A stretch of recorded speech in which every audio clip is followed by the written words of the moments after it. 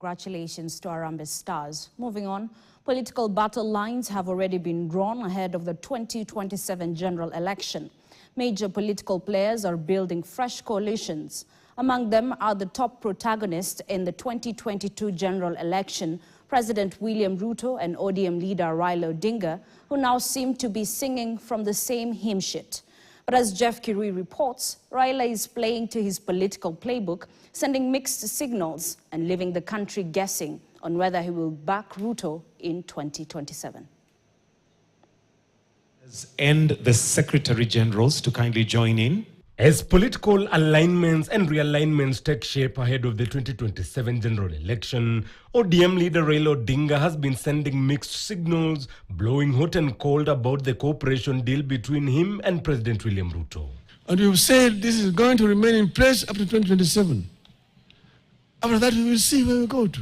On the one hand, Raila Odinga paints a picture of a cooperation deal valid until 2027 elections. Yet on another, signals a union that is geared towards a pre-election pact to culminate in a coalition ticket to secure a second term for President William Ruto. I'm confident we will move beyond 2027.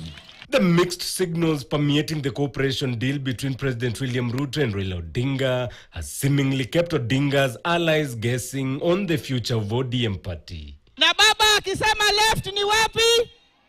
Na akisema right ni wapi? According to some political pundits, Raila Odinga holds the key to Ruto's re-election bid, and President Ruto is upbeat to ensure that he manages and sustains Odinga within his fold. Raila is with Ruto. I sort of believe he's genuine in his support for Ruto. But Raila is a man of the people. Raila loves people, and people love Raila.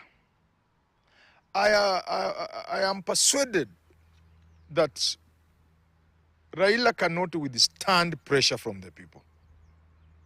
If Raila sees the love he gets from the people slipping away because he's supporting Ruto, I'm sure Raila could very easily reconsider his support for Ruto. In 2022 general election, President William Ruto's backing outside his Rift Valley backyard came from the Mount Kenya region. Out of the 7.1 million votes that President Ruto garnered, Mount Kenya counties delivered about 49% of his total votes. At the center of the political triumph being his decision to pick a running mate from the vote-rich region, Rigathi Gachagua. However, the impeachment of Gachagua as deputy president in October last year triggered political tremors across Mount Kenya region, unsettling the once close ties between the region and President William Ruto's Kenya Kwanza administration. When my people walimpigia kura, akafikiria ndio kiongozi ya watu ya mlima. Na tulimuonea huruma tu, kwa sababu tuliambiwa ni mtu ya Mungu, alilia, alikuwa anafunga kuku. Akatudanganya mpaka hao mabisho wakadanganya kila mtu.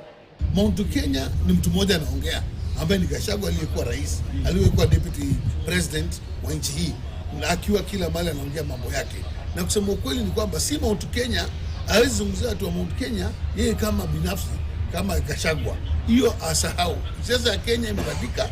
Before the fallout, Mount Kenya was President Ruto's stronghold, with frequent visits underscoring its pivotal role in his rise to power.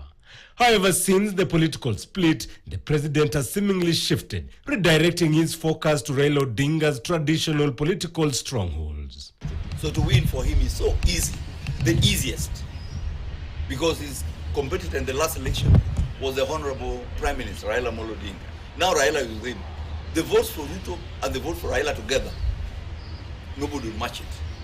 Huyu Raila Odinga akimwambia Ruto amuoshe miguu atamuosha. Because amekwama. Ni kama mgonjwa akiwa katika ICU ako kwa life support machine. Life support machine ya William Ruto today ni Raila Odinga. Ikizimwa kisha. President Ruto, in the broad-based arrangement, is hoping to capitalize on Raila's social and political capital. Unajua mimi nimepigia kura Agwambo. Na Agwambo hajawahi kunipigia kura. Sasa namngojea 2027. Kwa sababu sasa kama yeye is not running, si mimi nitashindana na Kalonzo. Huyu Kalonzo kweli mkiona na The two parties will form a coalition, but more important, we are pushing to ensure we anchor the NADOC report in the constitution. Once that's anchored, it will create other positions like Prime Minister, Deputy Prime Minister, and that in itself will resolve with clarity the issue of inclusivity in the political arena. However, some political commentators argued that Ruto's move to tap into Raila's political firepower is inconsequential in the current political landscape and could be detrimental to Ruto's quest for a second term.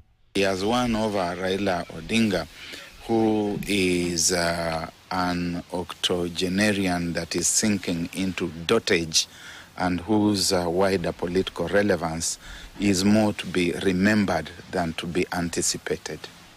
Hii uchaguzi sisi tukiweka candidate yetu, hii mzee aunge mkono kama atamuunga mkono, mwingine asimame. William Ruto atakuwa namba 4 ama namba 3 akijaribu. Pia kelele namna hiyo, weka tu. I am confident when that time comes, we will face Kenyans squarely and tell Kenyans, this is why we did ABCD, this is where we want to go.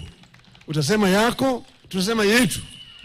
The confusion on whether or not Raila Odinga will back Ruto has had senior officials pulling in different directions. Already there is a faction within Raila's fold that insists that he should be at the ballot come 2027. Ruto is a disaster, is an abomination, it cannot work. Jeff Kirui, KTN. Allies of President William Ruto seem to